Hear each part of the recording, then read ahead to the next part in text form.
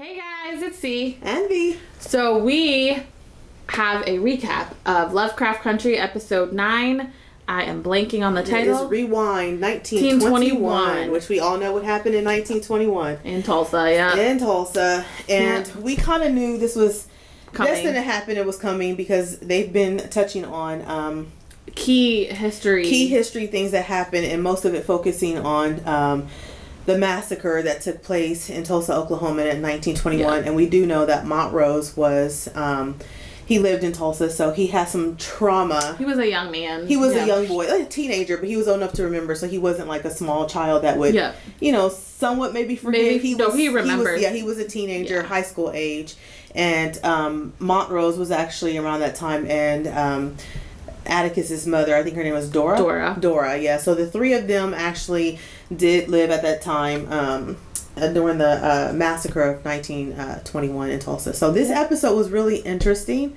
We'll just go back and forth on this one this time. We will. Yep, I will put up my notes. Okay, so I'll just start with what happens with this one is that we see that Dee, she is dying from the spell from Captain Lancaster, so Officer Lancaster, the spell that was placed on him. But I do think when he died, it did get rid of the twin girls, but it did not stop the curse that was already set on her. So she is still dying from the curse he set up on her. And so Ruby, which to me I think that is more her on her, because she was like, Dee was left with her, but I think it's still all their faults for allowing her to just like wander away from them when they should have been watching her a little bit more. So she basically says like it's all our fault, because we should have been watching her. Yeah. And it kind of is, because they're the adults, and you shouldn't have let I don't know how old Dee's supposed to be in this. I think I'm not really sure, because I don't think they have said. I would probably put her age at maybe looking at her 13. 14. Still too young to be letting her wander off. And plus, what's going on. Right, so you should have been watching her a little bit better. Right. And there was 4 or 5 of you, and none of you could keep your eye on her, so. True. Come on now. Yeah. So they know, so basically what happens is Ruby, they're trying to figure out how they can get this curse off her. And the only person they know of that actually uses magic a lot is Christina, of course. So they're like, oh, we'll ask Christina, but they'll know, of course, Christina always wants something in return when she helps out. So she never just helps. She never just helps. So she's gonna want something in return. Yeah. But Ruby says that she'll help me. She'll help. Now they were gonna bargain the whose notes is that again? The book of that. No. It's the notes from Titus's notes. Yes, but they didn't know that Letty had already sacrificed those notes to Christina for the protection spell. Yeah. And Montrose actually gets upset, but Atticus is not upset because he knows why she did it. She's trying to protect her unborn child. So, and so did Montrose. It's just I think he got mad. He just got mad that he feels like she's sacrificing all of them to protect herself, but she's not. She's trying to protect her child. Yep. Ruby jumped up. But we see that Ruby does love her sister, because when Montrose was about to, Ruby just jumped right up, like snap it back now. Like who you think you're coming for? Don't come for my sister like that. Yeah, I thought Ruby was gonna throw one down. I thought Montrose.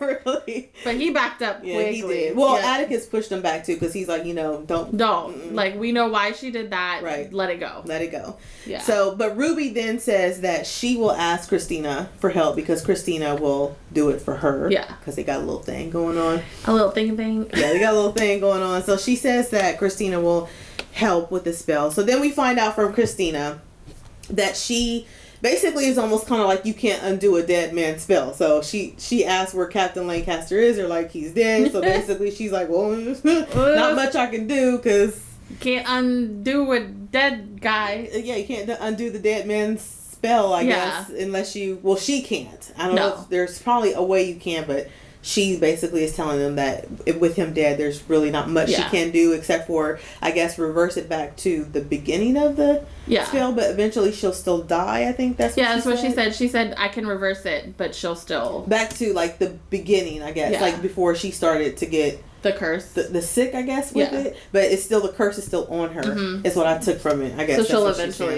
she'll eventually succumb to that spell that was, or the magic or whatever he did to her, the curse he put on her. And then that's when Mama Hippolyta just pops right in. Like, what? She's like, what's wrong with D? Yeah, what's wrong with my baby? So, like, we've been wondering, where has she been? And here she is. So there she is. Well, so then she comes up with the idea. So they know that if they can get the Book of Names, then they can have the power to possibly remove this spell. So Hippolyta, of course, we all know she is a genius. And she's powerful. She's a genius. She's very smart. She basically says, well, I went through this portal, and I was kind of right that it's time travel and that it's multi-universes that they went through. Yep. So because that's what I was thinking too when I first watched it. I was like, they're not going through time, are they? No. I was like, it looks like dimension jumping. But they were. Like, Atticus went through time, and then, that she mentioned that it is multi-universes. She named a lot of them. She did. It was like, how many did she say? There's like thousands. Thousands of them. And the particular one she was in, she said she traveled to what the equivalent of 200 years would be. She was on Earth 504 for 200 years. Yep. So she's been alive for 200 years living somewhere else, which is amazing, because it's like, what all did she... I know, I wish they would have shown more of that. Don't you kind of wish they could do like an episode where you get a little glimpse of what she was doing on Can we get a Hippolyta spin-off? 504 for 200 years. But, so she says, we'll just go through time. Back to Tulsa. Go back to Tulsa in 1921 and retrieve the book before it gets burned. Yep. But she's saying that they have to know, because the dimensions actually just go in and out, so you really have no control over where you're jumping to, so there has to be something there to control your destination. Yep. And then that's when we find out that it appears to me that Hippolyta is somewhat of a cyborg now, so I'm thinking that... Because she says the multiverse machine needs a motherboard, and she's like, I am the motherboard, and those little chips or whatever they are, they're still in her. Yeah. So she becomes the motherboard. I'm thinking while she was on this Earth 504 that she's had some alterations. Yes. Some things have been done to her. Yep. And to me, what I got from it, and again, this is just my theory, that she is a cyborg. Yep. I think that she has a lot transformed a little bit. She's got some upgrades. So I think we're going to see good that upgrades. Too. Good upgrades. I think she's a different... somewhat of a different person now that she's... Well, do you notice she's also just personality-wise, she's more confident, she's more... Oh, well, you assertive. would be if you've lived that long of a life. She's just more assertive. She's like, I'm not going to let anybody tear me down. And she's like, she knows who she is now. Of course. And she's she confident owns it. in herself. Yeah. So that was awesome. And she was like, I'm the motherboard. Yeah, I'm the motherboard. So what she does is she plugs herself into this machine so that she is able to more pinpoint the location she's sending them to. So and open the portal. And open the portal for them. And to hold it open while they're doing what they need to do. So she's holding the portal open while Montrose, Letty, and Atticus go through it to try to retrieve the Book of Names. But very important, she tells them, you cannot change anything from the past. And this is something you get in a lot of movies that talk about the past. You have to keep it the same. Yeah, it calls it some type of, like a butterfly effect? Yeah. Where if you change something in the past, it can cause a ripple and it can affect the future. Yeah. So that's why, like, we talked about this before when we were like, hey, if you could go back in the past and you could stop certain things from happening, would you do it? Do you think it would cause, like, would certain people still be here? Or because it's interesting. Like, if you could go back in the past and take out some evil people, would you do it? The part of me says yes. But then you don't know. But then the part of me is like, will it alter what? Yeah, like the future. What the future holds. What would it do? Yeah. I mean, just simplifying it to like... But I wonder if in this situation... We're going off a little bit. I'm going to go back around. But I'm wondering in this situation, since she has the ability to jump through these dimensions and see these... It looks like alternate realities. Yeah. Like, if you went in the past to see, like, okay, if I did take out this person, let me jump into this in the future, and then we'll allow you to jump back and undo what you did. Like, to see if it does. See, if I could do that, I'd be more maybe open to doing that. Be like, okay, if I undo that, like, if you could go back in past and be like, hey, Abraham Lincoln. Yeah. Someone plans on shooting you. Like, what would it do? Like, what would it do to the future? Him from getting shot. Right. What would it do to the future? Or even, like, if you were able to stop Martin Luther King's shooting. Mm-hmm. Like, would that have changed? Yeah, what happens in the future? Yeah. Yeah, that's But if I can see what happens in the future... Yeah. Because changing something in the past could or either... or if you could take out, like, Hitler or something like that. Oh, for sure, yeah. But I don't know, though. It's an interesting thought. Like, what if you could, would you do it, and then what would it do? Because, I mean, I've asked myself that in my personal life. Like, if I hadn't done that, I wonder what life would have been like. But then you're like, oh, well, then I wouldn't have all this, you know. Yeah, it would change certain things. Yeah. So where was I at? Okay, so anyways, opening the portal. Sorry, we got off the sidetrack there. So she opens the portal to send them back, tells them do not change anything. You can interact with people, but you can't tell them basically who you are while you're there, and basically to have limited interaction and don't blend in basically, and get there, get the book, and get back out. Get out. So don't mess with anything. Go in, go out. In and out.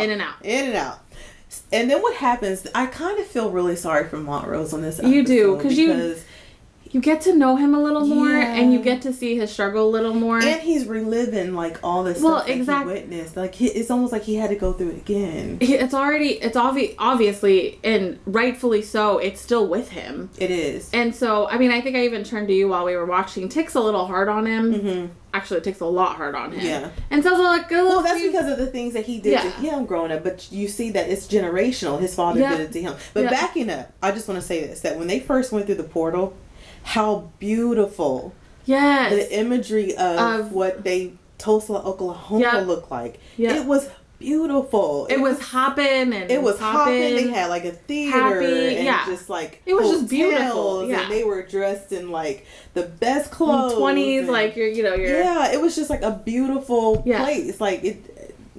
Yeah. I was just like, it almost made me want to cry. I was like, it's so pretty. They did a great job capturing what it was. Yeah. And it was just like, they were just in their own little utopia. It was their living world. Their lives and successful. Like, this place had doctors and dentists, lawyers and actors. Anything you can think of was in this town. They didn't want or need for anything. They did for themselves. They were just happy and living their lives, and couldn't be left alone. Yeah, we'll just leave it at that. Couldn't be left alone. Yeah, but the visual on it was just like, when I said to her, because we watched this one together, I was like, look how beautiful that is. Right. And it almost made you, like, I don't know, it brought up a lot of feelings, because it's like, look how beautiful that is, look how peaceful it is, and then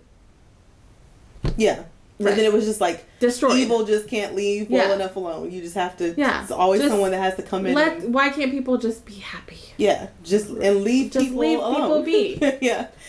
All right. Yeah. So I just wanted to point that out, because I thought the visuals were amazing when they first got there. And I didn't know how they were going to do that. And props to the directors for this, because they did a great job. Probably from pictures. Yeah, they used pictures from back then. But you know how sometimes they don't always, they did a good job. They did. Yeah. So Atticus realizes that they will stand out, of course, because they have on clothes from their time. has Converses on. Were those Converses? Or some type of Converses back then. Well, no, but I mean, they looked like they were like a black and white shoe that was a little more modern. For the time that they were in.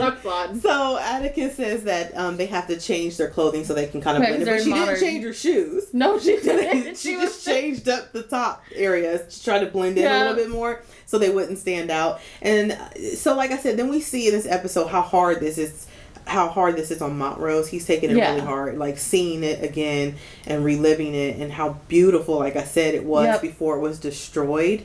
And then they run into Montrose, and it's him and his father. And then this is where I think that, because before this happened, Atticus actually tells Montrose that he's been allowing him to get by with a lot of things for years because that's his dad. But now that he knows that he might not be, after this they're done. And then shortly after that, they run into they're at Montrose's house, and they're seeing like they witnessed the abuse that his father did to him, because they're outside, and what did he say he did? He took something from he took George's corsage. Yes. And I think he had it in his ear. He had it in his ear. Yeah, and his dad saw it, of course. Yeah. And so the dad is, not accepting of that.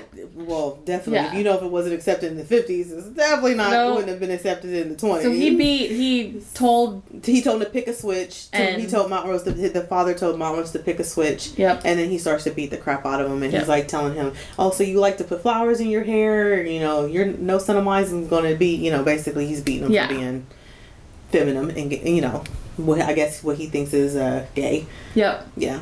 So. And then Dora. Yeah, Dora comes Tick's in. mom comes and intervenes, and Montrose's dad actually almost starts to threatens to beat her. Dora's dad rushes he comes out the door, and he's like, her dad stops him and says, "You can pretty much discipline your kids, but you don't touch my kid. Don't touch my kid." I was like, "Go, Dad!" And then she actually gets upset with George, because George it comes up and stands behind the dad, but he doesn't do anything. Yeah, he doesn't stop it or anything. So she actually Montrose runs off, and then she actually gets mad at George because she asked George, "Why didn't you stop your father from doing that?" But then Montrose, future Montrose, actually tells Atticus and Letty that George helped him in a lot of ways that people will never understand. Like that he did actually help him, protect him in ways that just maybe not in that moment, but there were other times when he did. You just won't understand. Yeah, and I think that seeing that kind of helped Tick get a little bit of a understanding of what his father went through. Because I think I even turned to you when Tick was a little harsh, and I was like, okay, to be fair, you're taking your dad back to probably somewhere he doesn't want to relive. Right. And probably he's still dealing with trauma from that. Well, yeah, because he can't stand the smell of anything burning. He can't. He has flashbacks from He does. Stuff. And then he almost turns to alcohol to cope with. Yeah, he does. Mm-hmm. And you could tell the moment they say that they're going to travel back to Tulsa, he immediately... starts to then unfortunately they can't go back without him because he knows how to get the house that they need to go to. Because I was thinking like, oh, probably wouldn't have took him, but I was like, but I guess I understand why they had to have him, because he's the only one that's been there. Yep. Because if George was still alive, they could have took George. George is not alive. And we even were like, he's gonna do something that's gonna mess this up. Yeah, I said that too. I was like, Montrose is gonna do something that's gonna ruin this. He's gonna cause a ripple. Yep. He did it. I was like, he does not need to be there. Like, he does not. Why did they take him? Well, I understood. Yeah. He's the only one who knew where the house was. I was like, so it makes sense why he's there. I was like, but that's going to be very difficult for him. I knew that. And you kind of also get more, because you get more background on Montrose, you can kind of see why he's sort of a loose cannon almost. Of course. So you see, and you already knew why, but you have a better... In a lot of ways, he's just like Atticus. Both of them are dealing with... When he says that you'll never understand War Boy, Montrose says that about Atticus. I'm like, no, not really. Because I don't think he understands the stuff that Atticus has been through when he was in war. Yeah. Because Atticus is dealing with some post-traumatic for sure stress stuff going on from the stuff he did in war too. Like when he murdered...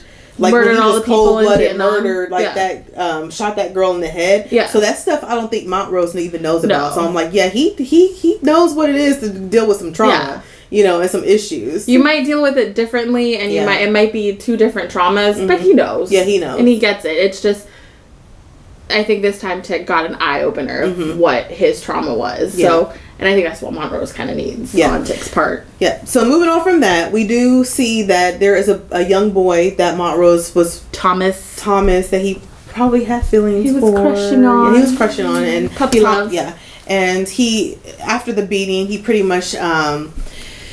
this is when he decides, I guess, that he's going to deny even more who he is. And that he's just going to push Thomas away. And that he tells Thomas we can't be friends anymore. Because you're... Yeah, because you're...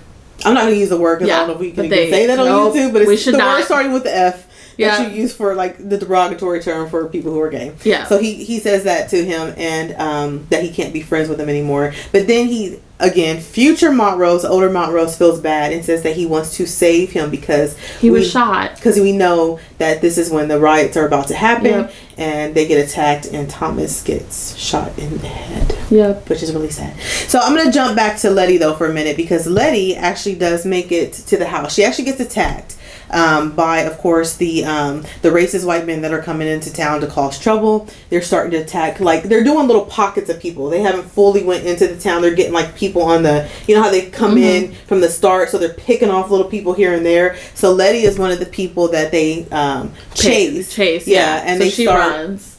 she runs, and of course they shoot at her. One of the bullets does, but I guess it bounces off the force field because it does knock her down, but it doesn't, of course.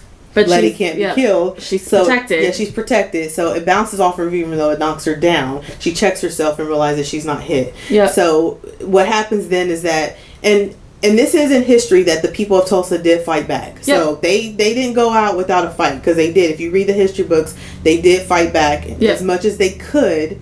In Tulsa, that they pulled out guns and tried to defend themselves. So you see that was Dora's father that actually comes out. I think it was Montrose. Montrose's father comes out. I forget his name though. I can't remember his name either. Did they say it? I don't know. They probably did. I don't think they did. I can't remember right now. I'm so sorry. I don't think they did. It was Montrose's father that actually runs out and starts shooting at the white men that are chasing her, and then they have her come in the house, and then we see all of them start to arm up. They're just like, hey, you take this, because they're gonna fight. Yeah, they're gonna fight. They're not going out like they're gonna fight. Yeah. And so they pull her in, but immediately what I noticed is that she's a great Nana Hattie seems to be focused on Letty, and she notices there's something a little off about her. Her little spidey sense tingles, and she's like, nah. Something's a little off about this girl. It's kind of funny too when because I noticed it right away. Because I was like, she's looking at her like she's the only one that seems to be looking at her like, no, I don't know about this girl. I don't know about this girl right here. And she noticed. We find out later that she noticed the shoes. Well, and see, they send Letty to a window. They give her a gun. They tell her to stand guard basically, and she's in this room. She's going through everything because she's trying to find the book of names. Yep. And that's when Hattie walks in on her going through the drawers and says, what are you looking for?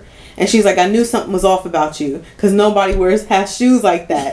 So Letty pretty much has to tell her that she's from the future, and proves to her why, and tells her that she has to have this book of names to save her future generations down the line, and that she's actually carrying her great grandchild, and that she needs this book in order to save them. But then Hattie, smart woman again, says, what's going to happen to us tonight? Yeah. Like, she knows, like, what is going to happen here. So Letty has to tell her, like, right, unfortunately, you guys are going to die, but you have to. Like, you cannot. We can't change the past. You can't change it. You can't go warn them, and you can't try to save, because you have to pretty much die in this house. And you can't change the past. You can't change the past, because if you do, it'll affect your future generation. So she accepts it, and then she basically says that her grandchild will be her faith. I think something like her faith sacred. I don't remember what she said there, but something along those lines. And she's like, so basically, she accepts her fate that's going to happen to her. That she has to die that night in that house. They pray the Lord's Prayer together. And she tells Letty to run, but Letty explains to her that the fire will not burn her. And this is like a really sad scene, because Letty holds her hand while the house catches on fire, and while she is engulfed in flames. And Letty has to watch all that. Yeah, so she has to watch it. Sad. It is very sad, and the house still burns down with everyone in it, because no one survived. In that house from the burning. So that part was very sad. I know. I was like, Letty has to not only had to tell her that I can't save you, but also then had to watch her. Do that watch her die. Yep. Yeah, but she did get the book, and then we see she gave her the words to open the book. Yeah, she did. We don't know what those words are yet. Yeah, we don't know. And then what happens is Atticus makes it back to the house where the dimension was opened at. So where the basically where the machine is, and where Hippolyta is holding open the portal for them. Yep. But then he realizes something is going on wacky again with that portal, because I think the scenes are shifting a little bit. So he's like, something's going on with the portal. Well, and even Hippolyta yells when he comes through that she can't keep the portal open much longer. It's kind of like if a computer starts to crash. That's what it looked like. She was short-circuiting. Because her eyes started turning white, and she's like it's doing something convulsing. To her. And she's lifting up off the ground, and her hair started to change color. Her hair changes to blue. It changes to blue, and she's trying to hold it as long as she can. But it's actually doing, it's almost like it's frying her. Yes. circuits or something. Yes, like in a computer, like a computer, like a cyborg or something. So she's trying her best to hold it as long as she can to keep it, because Montrose and Letty have not. Well, Letty is the one they're waiting for. Montrose is there; he just hasn't come through. They're waiting on Letty, and then we see Montrose actually watching again, going through the massacre happening, and then he does something here that's really sad. Almost made me want to cry again. He's actually naming people, real people that actually were died, victims, like actual doctors, actual lawyers. Yeah, he names what their names and what they did there, and it's really sad. Yeah. When he goes through it, the names of the real people. Yeah. Not all of them, of course, but he's just naming a couple. He named a few. Yeah. He named quite a few. And we see Letty walking down the street as the bombs. I remember she was like, "Why is she just walking?" I was like, "She needs to run. Hurry up!" Which girl can run? Yeah, she can't run when she wants to. Yeah, but she's coming down the street. You can tell she's emotional. Yeah, and she has the book like in her arms. It's almost symbolic of like when Hannah holds the book, but.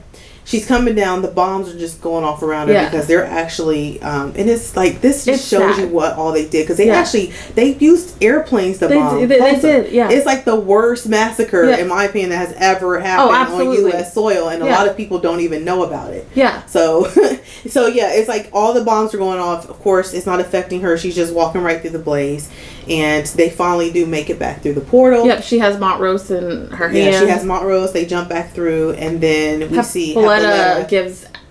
Essentially gives out. Yeah, she gives out, but her hair has turned blue, and she asks if they got it. Yeah, and that's where it ends. And it ends there. They did get it. And the preview for next week doesn't really give out much, but you do kind of see Tick start to sit down in that, in his, when Gia sees the vision Gia had that he dies because he sacrificed. But I don't think that's going to happen. I think not if Letty can help it. Not now that they have the Book of Names. Right. I think something's going to happen. And if you looked in this alleyway, it kind of looked like Hippolyta was about to be attacked. But I have a feeling, like I said, that Hippolyta is a cyborg, and that she's got some. Yep. We're about to see her in full. I have a feeling she's got some stuff she's about to do. And that could have been her transformation when she gave out. She's probably gonna wake up pretty badass. But I think she already was, because if you notice, like I said, when the last episode, when she jumped through those dimensions, she already has been trained as a warrior. She's been fighting, so. But I think she's gonna show it. But now. I think she's upgraded. Yeah, upgraded with some powers. She's been upgraded. I think. Yeah, I am hooked her up. Yeah.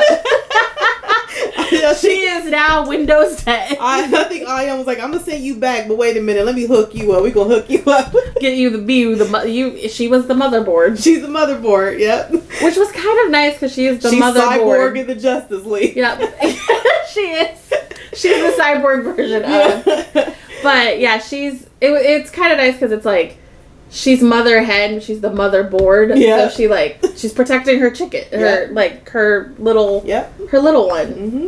And she even says that she's like, I'll do whatever I have to do. Yeah. It'd be interesting to see what they're about to be able to do now that they have the Book of Names. I'm excited because next week is the finale for the season, so I'm interested to see how they wrap up the season. But I'm ready for someone else to be able to have be able to use magic just as well as Christina, because right now I'm just kind of over I like Christina. No, I'm not over her. I like Christina, but I don't like that everyone has to keep going to Christina for help, and she's like seems to be the only person that can actually I feel like honestly magic. Atticus could learn magic, or I feel like they should run into somebody else that maybe knows magic. Like how that lady who came in that put the protection spell in the house. Yep. Like it would be nice if they ran into someone like that that's like in touch with that side of magic. It'll be Hippolyta. And they can help, because I'm like Christina right now is seems to be the only person they have to keep. Well, and you always need to bargain with her. Yeah. Like if I do this, could you do this? I'll give you this. Right. Like, come on now, Christina. Can we just do a buy one get one free deal? Like, come on. Right. Do it for Ruby. Right. She will. Yeah. Let me go back to Ruby real quick because I forgot this little detail. Ruby, what I'm trying to say. Letty actually tells Ruby to be careful because she thinks that Christina is using her. Yeah. And she basically says, well, so far she hasn't really done anything to us. So I think she's cool with me and you. She wants Tick. It's Tick that she's out for. I don't think Ruby really cares because she has no no love or as long as Letty's okay. Yeah, she's like, Ruby's as long as good. and she pretty much says that to her. Like, she says that to Christina. Like, promise you won't hurt my sister. I don't think she really cares what happens to Atticus. No, to be honest with you. And to be honest, I think if she had to help Christina do whatever she needs to do for Atticus. Ruby willed to protect Letty. Yeah. So. And then we seen that they're in the room where William and Hillary are kind of like in a coma, but they're alive. Yeah. And she says something like, Christina says something every time she changes, William dies. So I think they're still alive because we see Ruby go over turn the valve off. So I think she actually just killed Hillary. And then she says, I always wanted to be a redhead. Yeah, when I imagined myself as a white woman, I was a redhead. So I'm like, did she are you gonna turn go out off? and find a redhead? So I'm like, did she just turn? I think she did. I think she killed her. I think she just turned off her valve. That's what I was like. I think I'm right now. Yeah, I think so. But I mean, so that part was interesting. I actually skipped that part. Yeah, I forgot about that little detail. I hope they go back to that next week and we'll see what happens. So I'm just super excited to see how they wrap up the season. Oh, the other thing we forgot. We're forgetting everything tonight because there was just so much stuff going on. I know. Captain Lancaster was actually still alive, and what we see is that for like 2 seconds. Well, he was, but what we also know is that he is swapping out body parts. Yes. So when he actually gets wounded, what he's doing is he basically goes out and kills a black person. No, it's a black person because it seems like he's collecting up black people's bodies. Yeah. Because it was a body on that table. It was like a torso of a black person. Yeah, and they're like, and it looks like he swiped out that torso, but for some reason the wound that was inflicted on him from the what is that thing called? I forget the name of the monster, but the monster that came out to help that was protecting Atticus. He couldn't heal that wound. So and Christina, he kept bleeding out. And Christina told him like, you can't heal that wound because it just kept busting. It was so nasty. It was nasty. It just kept busting open. The wound would open. She said it was nasty. It was like, ugh. I was like, oh, that's gross. Well, and even his team, whatever you want to call them, they even say like, we can't keep killing. Yeah. Yeah. Because they're going to keep going missing, and eventually somebody's going to be like, hey, where are these people going? Yeah. Like, seriously. Yeah. Didn't that kind of remind you of Get Out? Get Out. When they... Yeah. But on this one, he's actually sewing half of his body onto someone else's. Which explains that, you know how we've always said, like, he has... we just thought it was skin, but that's actually a whole midsection. Midsection of an actual human. Right. The whole body. Yep. But it didn't work this time. So apparently he couldn't heal that. Maybe because it was involving magic or something. Yeah, the wounds had something to do with magic. One of his officers even say we've done every spell and it can't reverse it. So it looks like he's dead. Yeah, well, he is dead. Doesn't look like he is dead. That's why Christina almost gets a happy smirk that he is too. Yeah, but that's the reason why too that they can't say D because it's a dead man spell. Yeah. Nice. So that was interesting too. Sorry, we skipped that little detail. I think I'm trying to think what else. Did we miss anything else? I think those were the two. I think we're good. Okay. Yeah. Yeah. We'll watch it again and be like, oh, we missed that too. Darn it. I'll be like, ugh. Yeah. Yeah. But so far, that's if there's something we missed, let us know. Or if we're wrong, like, let us know in the comments what you think, correct us. But we're just giving our opinion of what we think, our theories on what we think is going on. Yeah, like we said, we could totally be off, but it's our theory. Yeah, so. It's our theory. I wasn't off about last week. No, you were totally on. And all that stuff. When, it was funny, this is a side story, when Montrose tells Tick that George could be his father, we were like... I was like, I knew it. And then when Hepaletta said, I went through multiple... We were like... I was like, I knew it. She was like, going through multiple universes. Right. Yeah. So far, theories haven't been wrong. Yeah, so far, pretty good on it. Mm-hmm. High five, sister. High five. All right, well, we don't want to hold you too long, so that was just our recap of the Rewind 1921. Let us know what you thought about this episode. Yep. So, comment, and subscribe to our Instagram, Virgo Besties, and tune in for the season finale recap next week. So, we'll see you then. All right, bye, guys. Bye.